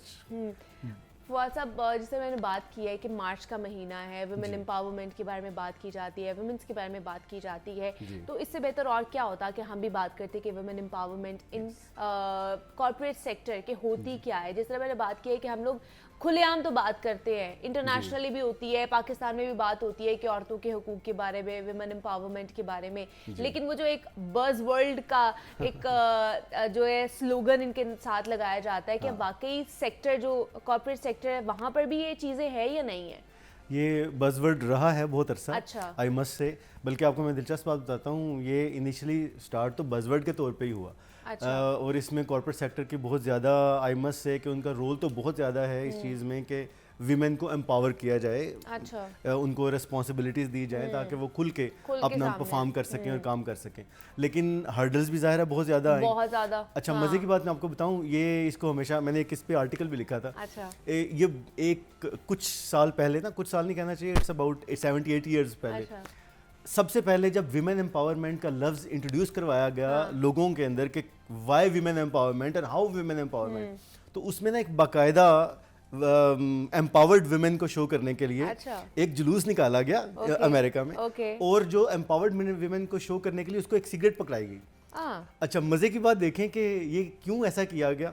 उस ज़माने में ज़ाहिर है ये सिगरेट आपको शायद मालूम हो, हमारे बचपन में उससे पहले ना बड़ा एक ये स्टाइल समझा जाता था और एक कहने के वो एक वो कर दिया गया था, अथॉरिटी, हाँ, सिंबल उसको कर दिया गया। एग्जैक्टली, कि जो सिगरेट पकड़ के बैठा हुआ है खास स्टाइल से सिगरेट सुलगा रहा है, वो एम्पावर्ड आदमी। तो उसी को उन्होंने फिर विमेन के साथ किया कि एम्पावर्ड विमेन जो है वो अपने डिसीजन खुद ले सकती है। तो अगर वो सिगरेट पी रही है तो इसका मतलब है उसके साथ कोई मसला नहीं है, बल्कि वो भी एक एम्पावर्ड है। ठीक है। बड़ी दिलचस्प बात ये है इसके अंदर कि it was in fact funded by the tobacco industry. अच्छा। उसके पीछे क्या था? वो कहते थे कि 52% दुनिया में खवातीन हैं और 48% मर्द हैं। हाँ। तो हमारा कस्टमर तो 48% है सिर्फ। हाँ। 52% लोगों को तो हम टैप नहीं कर पाते, तो हमारी प्रोडक्ट नहीं बिक रही। तो फिर कुछ ऐसा काम किया जाए कि वो भी पीना शुरू कर दे और हमारी कस्टमर बेस बढ़ जाए। तो आप देख रहे हैं कि बैक पे पीछे इवल थी और सामने फ्रंट पे क्या कर रहे थे।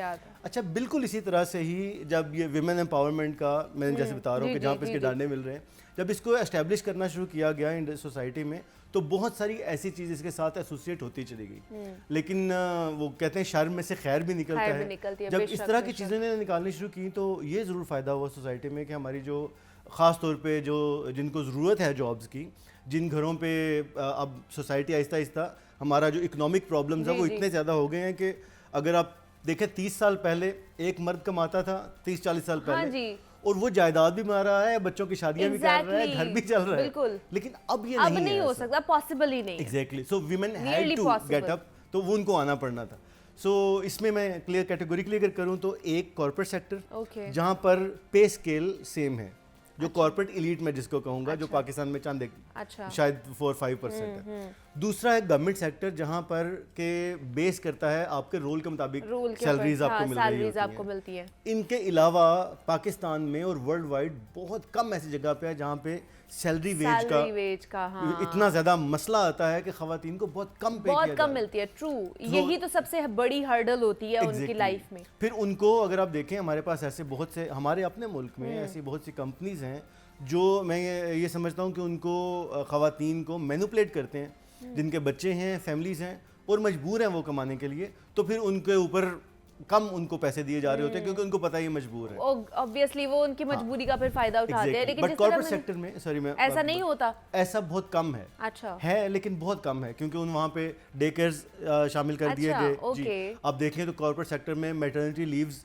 3 months to 6 months तक भी है कि आपका बेबी अगर पैदा होता है तो आप उसके बाद 6 महीने की छुट्टियां ले सकते हैं, paid leaves. So that's a plus जो कॉर्पोरेट सेक्टर में किया जा रहा है। फिर उनको डाइवर्सिटी एंड इंक्लूजन, एक नया कॉन्सेप्ट नहीं कहना चाहिए लेकिन अब आम हो गया। अच्छा। कि मुख्तलिफ जगहों के लोगों को, खवातीन को आप शामिल करें। अच्छा। मर्दों को शामिल करें। अच्छा। और डाइवर्सिटी के तौर पे, ताकि एक ही टीम में सिर्फ अगर मर्द हैं तो उनके बजाय साहब थे कोटा रख लिया कि खवातीन को भी आप शामिल करें। फिर आप देखें पाकिस्तान में बिलखुसूस IT स्टार्टअप्स में खवातीन बहुत ज्यादा आई है। एग्जैक्टली। तो इन चीज़ों को अगर आप देखें तो corporate sector has done well in this regard. So corporate sector में समझता हूँ काफ़ी अच्छा काम किया है। एग्जाम्पल सेट कर रहा है, मेरे ख्याल से कॉर्पोरेट सेक्टर से हम सबको कुछ ना कुछ सीखना ही चाहिए। अच्छा, दूसरा, जिस तरह हम वुमेन एम्पावरमेंट के बारे में बात करते हैं, लेकिन हमारे यहाँ तो ख़वातीन को दफ्तर में काम करने के काबिल भी नहीं समझा जाता है, तो फिर हम किस तरह वुमेन एम्पावरमेंट को मज़ीद आगे बढ़ा सकते हैं? देखिए, अब मैं समझता हूँ मुझे जहाँ इत्तेफाक होता है यूनिवर्सिटीज़ और कॉलेजेस में, तो एक बड़ी तादाद ख़वातीन की पढ़ रही है वहाँ पे, और मुसलसल एक हमारे पास पूल आ रहा है सामने। फिर दूसरा, ये जो जैसे ख़वातीन कुछ ब्रेक पे चली जाती हैं बच्चों की पैदाइश के बाद कुछ अरसे के लिए, कुछ को तो जैसे मैटरनिटी लीव की हमने बात की है, कुछ है जो ब्रेक ले लेती हैं 2-3 साल के लिए। तो कॉर्पोरेट सेक्टर ने तो ये काम भी शुरू कर दिया कि इन प्रोग्राम्स को उन विमेन को खास तौर पे हायर करने के लिए जिनका 5-6 साल का एक्सपीरियंस है, दरमियान में 2 साल की उनको ब्रेक ली, तो वो इनवाइट करते हैं कि आप आएँ और इंटरव्यूज दें और शामिल हों वापस इंडस्ट्री में। So that's a biggest plus. बाकी सारी इंडस्ट्रीज में तो मुझे लगता है अगर 2 साल की 1 साल की ब्रेक ले लेते हैं, फिर आपको जीरो से स्टार्ट करना पड़ता है। एग्जैक्टली, मैं आपको बड़ी हैरानकुन बात बताऊं, हमने अपने इस प्रोग्राम में इंटरव्यूज और इसकी बात की हुई है, सारी की हुई तो है। इत्तेफाकन मेरी एक ट्रेनिंग थी, वो मेरे पास ना ऐसी ऑफिस आ गई कि सर मुझे ज़रूरी तैयारी करवा दें। अच्छा, तो मैंने हल्का फुल्का उसको बताया, उसका प्रोफाइल देखा, मैंने कहा यार यू आर ऑलरेडी क्वालिफाइड, तो आपका हो जाएगा, बस इन 2-3 सवालों की तैयारी कर लें। अच्छा, next day she visited my office again, और मुझे आके कहती हैं कि सर जो सवाल आपने बताए वो तो हुए, लेकिन कुछ तो आपने बताया ही नहीं। अच्छा। मैंने कहा जैसे कि मतलब किस टाइप के सवाल? उसने कहा सर वो वहाँ पे एक साहब बैठे हुए थे, उन्होंने कहा कि आप मैरिड हैं या सिंगल हैं?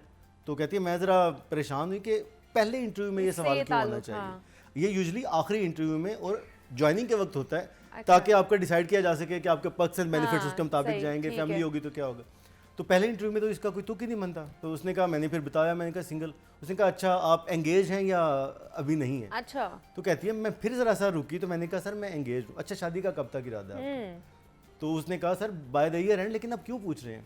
उसने कहा असल में हम इसलिए पूछ रहे हैं क्योंकि कुछ ख़वातीन शादी करती हैं, उसके बाद फिर उनकी फैमिली जब बढ़ना शुरू होती है, तो 1.5 से 2 साल में हमारे लिए मैनेज करना मुश्किल हो जाता है, क्योंकि उनके बच्चे हो जाते हैं, तो फिर वो कंटिन्यू नहीं कर पाते। सही। सो आप देखें, ये मैं समझता हूँ कि इट्स वेरी नेगेटिव अप्रोच।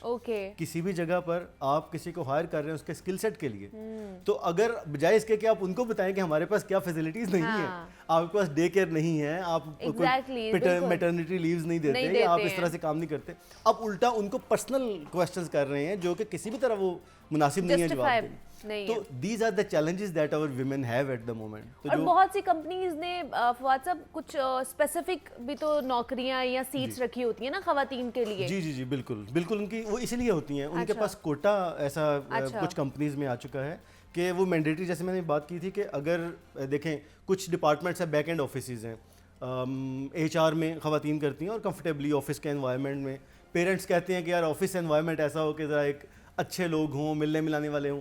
आप देखें बहुत सी खवातीन सिर्फ इस वजह से ऑर्गेनाइजेशन चेंज नहीं करती, अच्छे बेनिफिट्स और पर्क्स मिलने के बावजूद, कि उनको पता होता है कि जहाँ पे मैं काम कर रही हूँ लो पे जरूर है, लेकिन लोग बहुत अच्छे हैं, यहाँ पे एनवायरनमेंट अच्छा है, एनवायरनमेंट अच्छा है, ठीक है, this has a significant weightage आप एक डिसीजन मेकिंग में होनी चाहिए, लेकिन सिर्फ ये वजह हो कि दूसरे ऑफिस में लोग अजीबो गरीब हैं और वहाँ पे नहीं है, इसका मतलब है वहाँ पर एक प्रॉपर कल्चर एग्जिस्ट नहीं करता। मैं ऐसी कंपनी को जानता हूँ, अपने I won't name of course, जहाँ पर अगर कोई हैरेसमेंट के इश्यूज आते हैं तो वो एक खास लॉट है जिनको वो कभी फायर नहीं करते।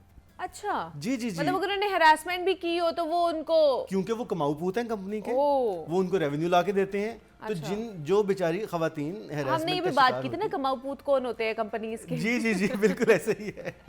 अच्छा, तो अगर उनमें से कुछ है, तो उनमें भी गुड और बैड लोग तो होते हैं, बैड पीपल होते हैं, हाँ। तो उनको ये बैड कल्चर की निशानी है ना, कि आपका अगर एक पावरफुल आदमी किसी को जीने नहीं दे रहा वहां पर, तो आप उसको सेव करते हैं और दूसरे को निकाल देते हैं जो कमजोर होता है। एग्जैक्टली। तो विमेन एम्पावरमेंट की जैसे हम बात कर रहे हैं, तो खवातीन के ऑर्गेनाइजेशंस को ज्वाइन करने में जहां पर एक रोल है पेरेंट्स का, कि वो उनको एनकरेज करें बच्चियों को कि आप पावरफुल हो, और वो कहते हैं ना this is an unfair world, get used to it. दुनिया जो आपकी ये वाली है जिसमें गड़बड़े हैं, बहुत आप जो सोचते हैं वैसा नहीं हो सकता है, तो कुछ चीज़ों को तो आप मैनेज कर सकते हैं, तो उसको फेस करें। ट्रू। दूसरा है आपकी ऑर्गेनाइजेशनल कल्चर। अच्छा, अगर आप ये जरूर पता कर लें कि क्या वहाँ पर काम करने वाली खवातीन वो सेफ एंड सिक्योर हैं या नहीं। यस, लोग नहीं, वहाँ की ऑर्गेनाइजेशन, क्योंकि मर्दों को भी वो जो आपका कोड ऑफ कंडक्ट होता है ना ऑर्गेनाइजेशन का, अगर उसकी HR स्ट्रांग है और उसमें इतनी अथॉरिटी है कि वो जब देखती है कि कोई गलत काम हो रहा है किसी भी तरह का, वो उसको इन्वेस्टमेंट करने लेना है उसके खिलाफ, एग्जैक्टली इन्वेस्टिगेट करती है और उसको फिर एक्शन लेती है, तो फिर आप जरूर वहां पर जाएं। सही। इट वाइस वर्सा भी वैसे होता है, समटाइम्स हम देखते हैं कि इसका गलत यूज भी हो रहा होता है, किया जा रहा होता है, एचआर ही आपको फिर वो कर रहा हाँ, एचआर या इवन कुछ खवातीन या ऐसे लोग भी ऐसा करते हैं कि नेगेटिवली उन चीज़ों को यूज़ करते हैं। लेकिन अगर इन्वेस्टिगेटिव पार्ट जो जैसे मैं एचआर का कह रहा हूँ वो स्ट्रांग नहीं है, तो फिर ये मैनिपुलेशन भी होगी और नेगेटिवली इफेक्ट भी करेगा। लेकिन अगर वो स्ट्रांग है, इन्वेस्टिगेशन करना आती है, इंटरनेशनल स्टैंडर्ड पे वो फॉलो अप कर रखते हैं, तो फिर डेफिनेटली उसमें हेल्प मिलती है और फिर विमेन वाकई एम्पावर्ड महसूस करती है उस ऑर्गेनाइजेशन। लेकिन अगर कॉर्पोरेट सेक्टर की स्पेसिफिक अगर बात करी जाए फवाद साहब, तो कॉर्पोरेट सेक्टर में खवातीन को सिर्फ ऑफिस वर्क के लिए ही रखा जाता है या उन्हें और भी अपॉर्चुनिटीज जैसे फील्ड में जाके काम करने का मौका भी उन्हें दिया जाता है? अब ये शुरू हो चुका है। अच्छा, अब हो चुका है। जी, पहले ऑफिस के लिए रखा जाता था? मोस्टली पहले सिर्फ ऑफिस वर्क के लिए होता था। अच्छा। और वो भी जैसे मैं कह रहा हूँ या फाइनेंस में या एचआर में, अच्छा, सिर्फ ऑफिस में जहाँ पे उनको कहीं जाना आना ना सराउंडिंग में होता सिर्फ था, ऑफिस के सराउंडिंग अच्छा। में। लेकिन अब मैं देखता हूँ हमारी एक बहुत अच्छी दोस्त हैं जो एक बड़ी टेलीकॉम में सेल्स हेड है, और मेरी सेल्स एक प्योरली कहा जाता है कि मर्दों का काम है, जो खवातीन क्या करेंगे। बिल्कुल। तो जैसे पुराने जमाने में हम कहते हैं बड़ा रेसिस्ट था, एक कहा जाता है जंग खेलनी हुंदी जनानियां दी, ये बड़ा मशहूर था। जब पाकिस्तान भारत की जंग लगी ना तो इंदिरा गांधी थी वहाँ पर, तो तब ये वाला यहाँ पर यूज़ किया जाता था कि जंग खेलनी हुंदी जनानियां दी, के वहाँ पर इंदिरा गांधी और यहाँ पर हमारे। तो लेकिन आहिस्ता आहिस्ता इस चीज़ को देखें, उससे पहले भी रज़िया सुल्ताना तो थी ना, वो भी जंगें करती थी। तो खवातीन ने एक सिग्निफिकेंट रोल प्ले किया है। ख़ास तौर पे आप अगर देखें तो हमारे यहाँ पर पंजाब में जितने भी इवन लव स्टोरीज भी जो उसमें भी देखे, उसमें भी हमारी जो खातून है वो टेक्स अ रोल। एग्जैक्टली। सो मैं ये कहना चाह रहा हूँ कि ये सॉरी सेल्स में, उसके अलावा मार्केटिंग में, उसके अलावा जितने भी बाहर आउटडोर हमारी हैं बिजनेस का पार्ट है, उसमें खवातीन ने ना सिर्फ आना शुरू कर दिया है, बल्कि अब FMCGs जितनी कंपनीज हैं जिनको हम फास्ट मूविंग गुड्स कंपनीज कहते हैं, उन कंपनीज में भी बहुत अच्छे अच्छे ओहदों पर आ चुकी हैं। ख़ास तौर पे डाइवर्सिटी एंड इंक्लूजन जो एक मैं लफ्ज़ इस्तेमाल कर रहा हूँ मुसलसल, उसका अलग से सेगमेंट बना दिया गया है बहुत सारे कॉर्पोरेट सेक्टर्स में, that is part of HR और समटाइम्स इंडिविजुअली। उसके तहत फिर ख़वातीन को हायर किया जाता है और वो बड़ी कॉम्पिटेंट ख़वातीन होती हैं। So when they are competent, तो फिर क्या होता है, एक ही स्केल है जिसमें मुझे भी वैलिड किया जा रहा है और आपको भी। तो अगर आप सेल अच्छी कर रही हैं और मैं अच्छी सेल नहीं कर रहा, तो मुझे इस वजह से एज नहीं मिलेगा कि मैं मर्द हूँ।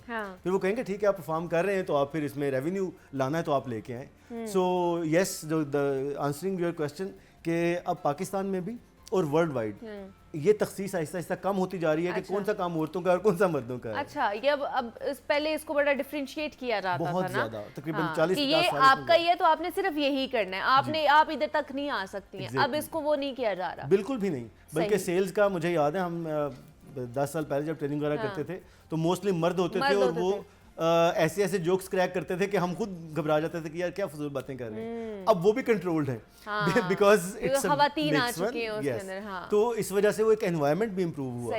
फिर इन चीज़ों को बहुत सी खवातीन ने चैलेंज लेके चैलेंज, एग्जैक्टली, ये बड़ा इंपॉर्टेंट है कि आप किसी भी चीज़ को, किसी भी काम को चैलेंज लेकर करते हो ना तो आप फिर कर जाते हो। अच्छा, दूसरा मैंने आपकी ना सारी गुफ्तगू में सुना है कि आप वुमेन एम्पावरमेंट का मुवाजना कर रहे हैं, एक तो 70s की फिल्मों के साथ और दूसरा सोशलिज्म की तहरीक के साथ, इसकी क्या वजह है?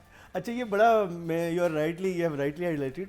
असल में 70s की अगर आप देखें ना फिल्में पुरानी निकाल के, तो आप देखें उसमें सोशलिज्म को हाईलाइट करते हुए क्या दिखाया जाता था, ओल्ड पाकिस्तानी भी और भारतीय भी, कि एक हीरो है जो मजदूर है, गरीब आदमी है, उसने अचानक उसको मोहब्बत हो जाती है किसी अपने मिल ओनर की बेटी से, एग्जैक्टली, और वो जनाब प्रिंसेस से किसी बड़ी वो ऐसी लड़की है, और वो बड़ा माचो मैन है, वो चीजें उठा रहा है, फेंक रहा है, लड़ाई झगड़े कर रहा है, और फिर वो शहजादी को, जो वो शहजादी के तौर पे उसको भी मोहब्बत हो जाती है इससे। Exactly. और ultimately they start living happily ever after. अच्छा, ये था बड़ा फार्मूला, एक बड़ा सुपर डुपर हिट। ये ऐसे ही नहीं आया था, बल्कि इस पर प्रॉपर होमवर्क किया सिनेमा ने, और उन्होंने देखा कि जो हमें फिल्में देखने के लिए आता है मजदूर तबका, उसके दिल की ख्वाहिश क्या है। अच्छा। और वो जब फिल्म देख के निकलेगा तो वो देखेगा मैं हीरो हूँ और मेरी हीरोइन के साथ शादी हो रही है, तो वो उसकी एक सेटिस्फेक्शन ये होती थी जिससे रेवेन्यू बहुत आता था।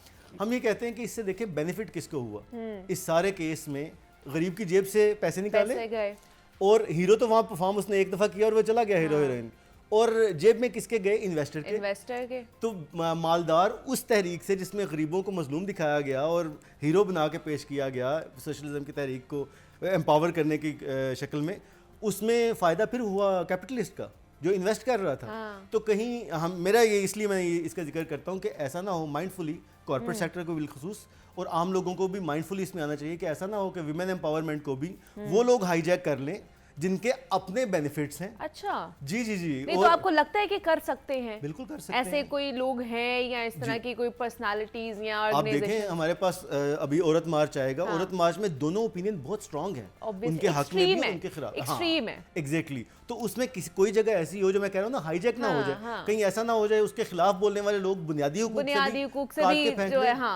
एक बड़ा डायलॉग होता है, मैं उस पर ज्यादा बात नहीं करता, लेकिन क्विकली कि जी इस्लाम ने सारे हुकूक दिए हुए हैं, इस्लाम ने दिए हुए हैं, आपकी सोसाइटी दे रही है नंबर 1।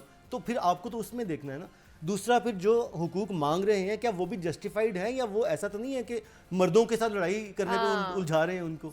तो there should be some place जहाँ पे आप बैठ के उसको हाईजैक ना होने दें, ना नेगेटिव वालों को ना पॉजिटिव वालों को, इनसाइड वालों को। तो ऐसी जगह जरूर दरमियान में लेके आए जिस पर जो हुकूक हैं ड्यू वो तो मिले, बुनियादी इंसानी हुकूक तो मिले, जो जिसको हम कहते हैं इक्वलिटी नहीं चाहिए होती, इक्विटी चाहिए हमें कि जो मेरा हक है वो तो मुझे मिले ना। एग्जैक्टली। तो इसलिए मैं उससे रिलेट करता हूँ कि ऐसा ना हो कि उस तहरीक की तरह जिसको कि कैपिटलिस्ट ने हाईजैक कर लिया था और उसको फायदा हुआ था, गरीब गरीब ही रह गया था। ये ना हो कि इसमें भी खवातीन के नाम पर, विमेन एम्पावरमेंट के नाम पर हम एक नेगेटिव लाइफस्टाइल शुरू कर दें जो कि हमारे कल्चर के साथ भी मैच ना करता हो, कॉर्पोरेट सेक्टर के साथ भी मैच ना करता हो और उसको फिर वो बेचारी की बेचारी रह जाए।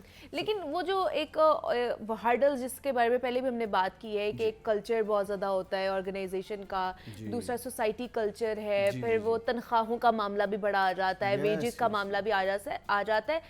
एक तो इसके अलावा कौन कौन सी प्रॉब्लम्स हैं, हर्डल्स हैं जो फेस करनी पड़ती हैं और क्या इन पैरामीटर्स को हल किया जा सकता है खास तौर पर? ये बिल्कुल किया जा सकता है। बड़ी मजे की बात बताता हूँ। कहा जाता है ना कि जो एम्पावर्ड विमेन की एक अल्टीमेट पिक्चर नजर आती है वो होती है हॉलीवुड, बॉलीवुड वगैरह, ये हैं जहाँ पर खातून एम्पावर्ड है। मज़े की बात ये है कि आज भी शाहरुख खान का जो मुआवजा है वो दीपिका पादुकोण से डबल है। एग्जैक्टली, बिल्कुल ऐसे ही है।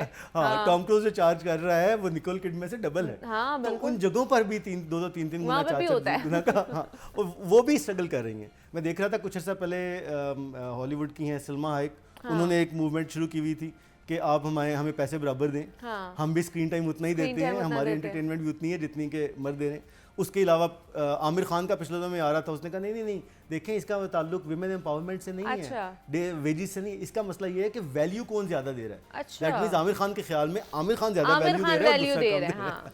तो एनालिसिस मैंने पढ़ा चंद दिन पहले कि 2056 अगर हर साल इक्वली बढ़ाना शुरू कर दी पूरी दुनिया, वेजेस को बराबर करना शुरू कर दे, तो 2056 में जाके इसको इक्वेट किया जा सकेगा। 2056 में 2056 में जाके एग्जैक्टली। Oh my God. तो इसलिए मैं आई वुड सजेस्ट जो हमारी खवातीन देख रही हैं, मर्दों को मैं ये जरूर कहूँगा अगर आप पावरफुल हैं, आप इस पोजीशन में हैं, तो आप इनको वेजेस को बराबर पावर का नाजायज फायदा ना उठाएं। वेजेस कम से कम बराबर करें। देखें बहुत सारी चीज़ें आपके ना इकोनॉमी के साथ ख़राब और ठीक हो रही होती हैं।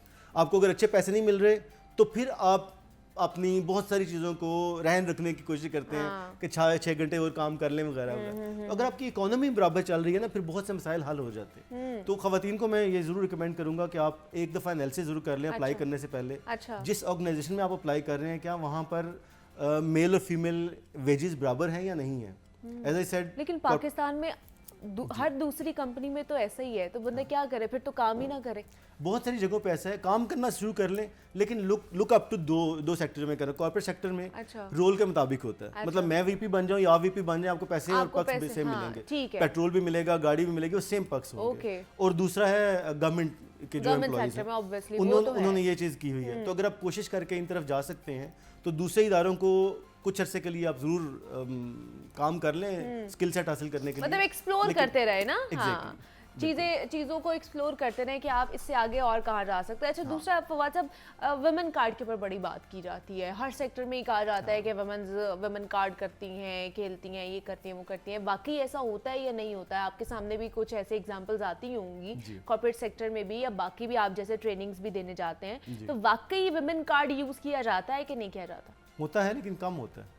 इसका शोर ज्यादा मचाते हैं। अच्छा। मतलब मेरे साथ अगर मर्द हजरात ही शोर मचाते हैं ज्यादा, दोनों जेंडर्स। अगर कोई खातून भी जनरली कोई प्रॉब्लम अपना बताएगी ना खातून, तो दूसरी खातून कह देगी कि तुम क्यों विमेन कार्ड यूज कर रही हो, और मर्द हज़रात भी ये करेंगे, लेकिन मैं समझता हूँ ये बहुत ज़्यादा नहीं है। कम से कम जितना कॉर्पोरेट सेक्टर में मैंने देखा है ये बहुत ज़्यादा नहीं है, क्योंकि ऑलरेडी सेट पैरामीटर्स हैं।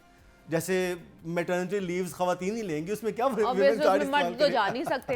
एग्जैक्टली हाँ, पैटर्निटी लीव जरूर हैं। आपको मजे की बात बताता हूँ, जो स्कैंडिनेवियन कंट्रीज हैं, नॉर्वे, फिनलैंड वगैरह, वहाँ पे होती है वहाँ पैटर्निटी पे लीव। जी वहाँ पर भी हैं। फिर वहाँ से पाकिस्तान के कॉर्पोरेट सेक्टर में भी अब आ चुकी है। अच्छा, आ चुकी है कॉर्पोरेट सेक्टर में, वाह जी वाह, क्या कुछ कंपनीज में मुझे याद है 8-10 साल पहले 5 दिन की पैटर्निटी लीव्स थी। अच्छा। कि बेबी के बर्थ के बाद आप 5 दिन अपनी बेगम के साथ, बच्चे के साथ रहें, बेगम को आप फैसिलिटेट करें। हाँ। अब उसमें पाकिस्तान में भी 3 महीने तक की भी पैटर्निटी लीव्स आ चुकी हुई हैं, और वेस्ट में तो है ऑलरेडी। सो ये वहाँ से हमें सीखने की जरूरत है इस तरह की चीज़ें, कि एक फैमिली है तो उसमें ये काम जरूर करना चाहिए। सो विमेन कार्ड यूज़ जरूर होता है, जैसे हर चीज़ नेगेटिवली भी होती है और पॉजिटिवली भी, लेकिन उसको जैसे मैं कह रहा हूँ, अगर आपकी HR स्ट्रॉन्ग है और उनको पता है कि पाकिस्तान के आइन में और पाकिस्तान के कवानीन जो बने हुए हैं उसमें ख़वातीन के हुकूक क्या हैं, और क्या आपकी जो कंपनी है ज़ाहिर पाकिस्तान में सर्व कर रही है, उनके अलाइंड हैं सारे के सारे पॉलिसीज़ या नहीं है।